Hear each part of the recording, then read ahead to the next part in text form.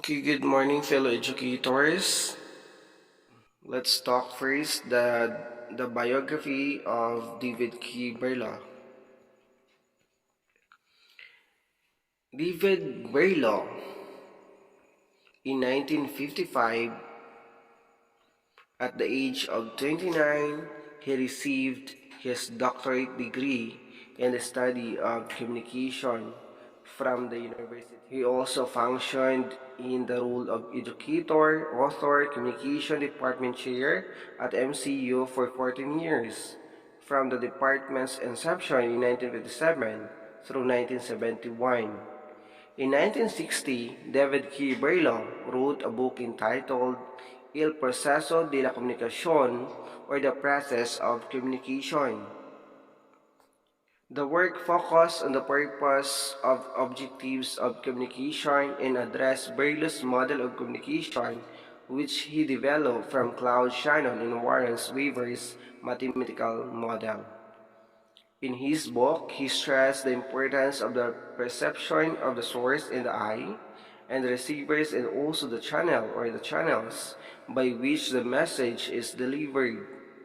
In this book, Berlo quoted Aristotle, saying that the prime goal of communication was persuasion, an attempt to sway other men to the speaker's point of view. His model includes verbal and nonverbal communications. It also considers emotional aspects of the message. So it is a overview of the Berlo's SMCR model of communication.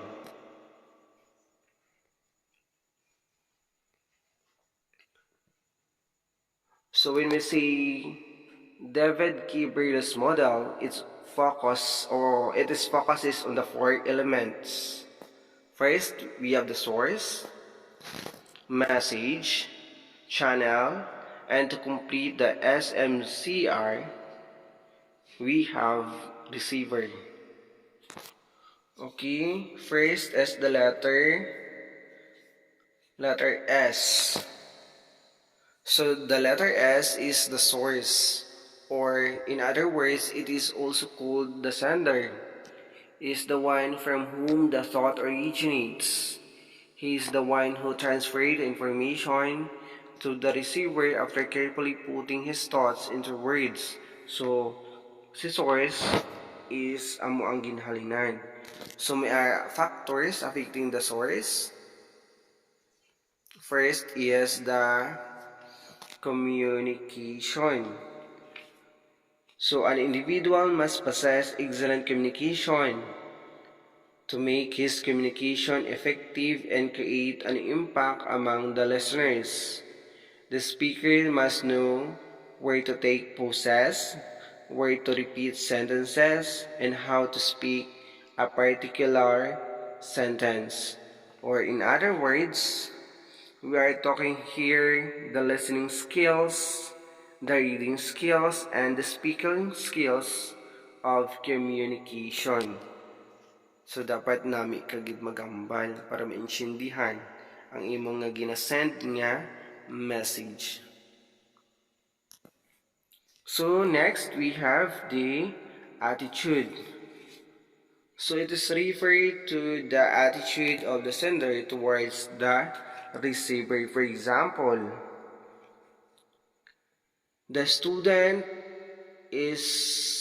attitude of the student is to learn more, and for the teacher wants to help teach. And next we have knowledge. So in this factor, we are talking about the familiarity towards the subject. Is either the sender is familiar to a certain subject. For example, whatever the teacher communicates in the class about the subject, so having knowledge in what you are communicating. So dapat hasang-hasa sa iyang nga kung ano man ang iyang ginahambal.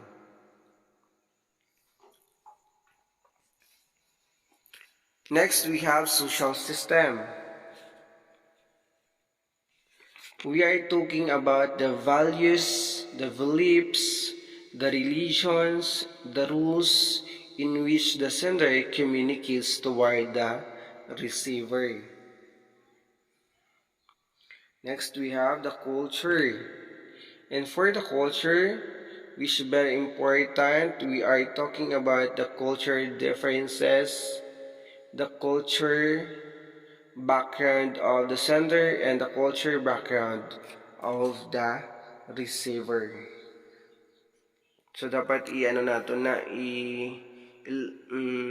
tagaan tagid atensyon ang ilang mga differences. Diba sila ay nato lain man ila. Next, we have the message for letter M. The message is the idea, the opinion, the emotion, or the information conveyed by the speaker. Amo na siyang ginpadala. So factors, content. The beginning to the end of a message comprises its content. Amo siyang ginatawag na content. Ang ginhalinain kag ang padulungan ang unod sina, that is content. For example, from the beginning to the end, whatever the class teacher speaks in the class is the content of the message. Next, we have the elements or element. It includes various things like language, gesture, body language, and etc. That is a element. Next, we have treatment. It refers to the packing of the message, the way in which the message is conveyed, or the way in which the message is passed on or delivered. And next, we have structure. The structure of the message, how it is arranged. So kung paano siya gin-arrange. The way you structure the message into various parts, that is the structure. So take note, message is the same, but if the structure is not properly arranged, then the message will not get into the receiver. Next is the code. The code of the message means how it is sent, in what form it could be. So for example, in a way of language, body language, in a way of gesture, music, and even culture is a code. Through this, you get or you can give the message through which the communication takes place or being reached. So please take note, only when the code is proper, the message will be clear. Improper use may lead to misinterpretation. So next we have the letter C for the channel. It is nothing but the 5 senses. So factors are hearing, the use of ears to get the message. So ginagamit ang dalunggan. So sense of hearing ang ginastoryahan. For example, oral messages, interpersonal, and more others. So next we have seeing. It is referred to a visual channels. Just like for example, TV can be seen and the message is delivered. So kung galantaw ka lang sa TV, then ma-interpret mo o kung mabalaan mo kung ano ang gusto ipahiwatig sa mga ginalantaw. Touching. The sense of touch can be used as a channel to communicate. For example, we touch and buy food. Hugging. Yes. Kalmuton mo lang. May message na nga ma-produce ka o kung ma-develop. Smelling.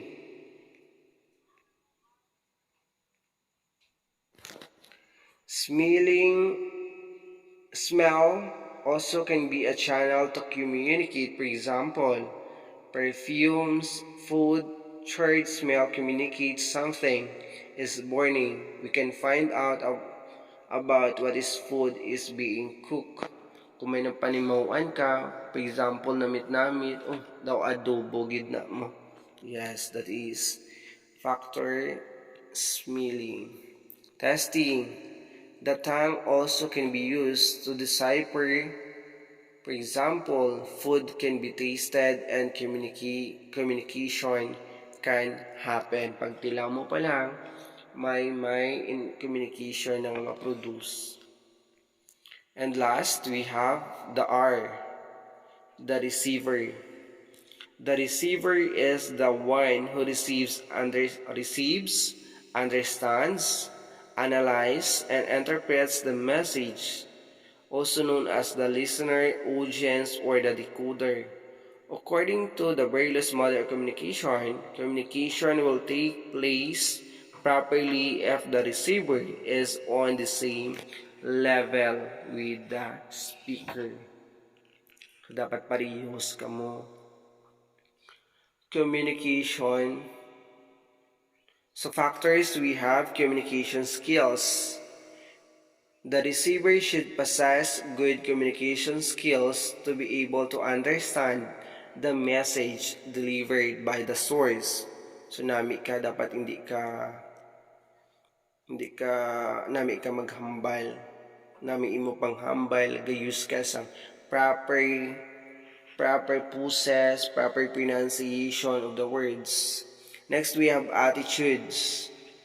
The receiver should have the right attitude towards the source, the message, and towards himself or herself to be able to grasp the message in a positive way. Next, we have knowledge. The receiver must know something about the subject. May prior ka na.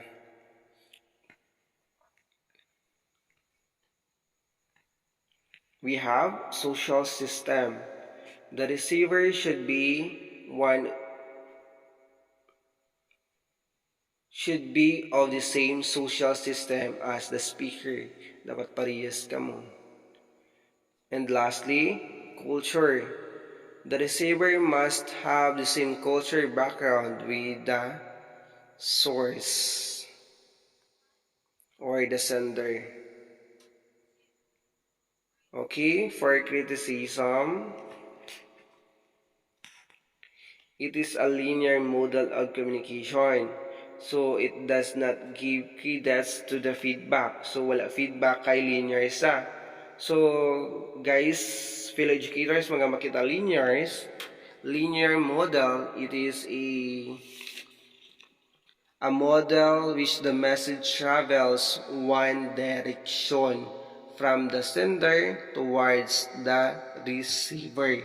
Padayon lang, padayon nga paglakat sang mensahe. Needs people to be on the same level for communication. So, ng SMCR dapat parehas kamo sang level of communication. It does not mention communication interference or noise. So, wala diya nang baliwala ang noise. It does not include the barriers of communication. Wala man barrier. So, questions? Okay, kaya wala questions. Let me read this line from Carl W. Buchner, and I quote, "They may forget what you said, but they will never forget what you made them feel." So thank you so much for listening. God bless and keep safe everyone.